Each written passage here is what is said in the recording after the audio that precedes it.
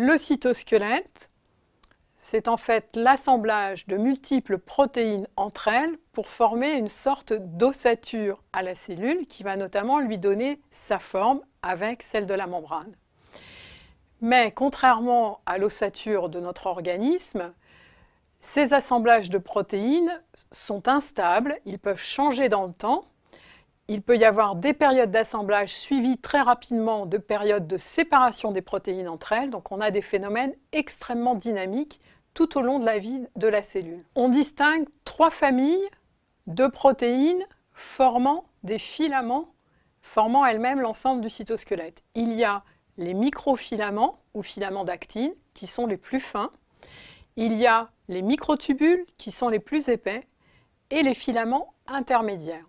L'ensemble de ces filaments peut être présent dans toute la cellule, aussi bien à l'intérieur du noyau que dans le cytoplasme ou sous la membrane cellulaire. Le cytosquelette a plusieurs rôles.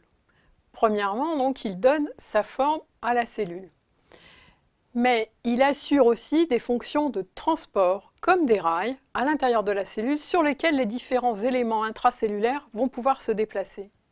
C'est aussi le cytosquelette qui est responsable des mouvements de la cellule sur un support ou de la contraction musculaire.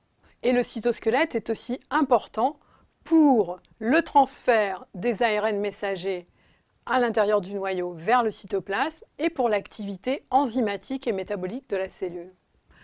Les filaments intermédiaires sont les filaments les plus stables de la cellule et aussi les plus rigides.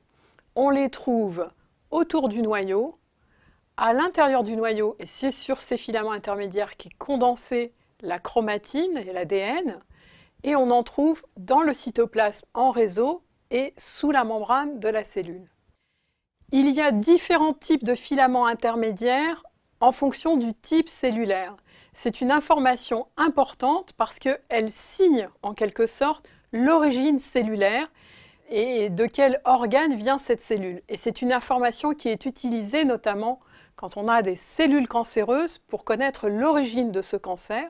On peut chercher le type de filament intermédiaire présent dans cette cellule cancéreuse qui va nous donner le point de départ de ce cancer en nous donnant une signature de cellules du poumon, du foie, de la prostate ou encore du système nerveux central.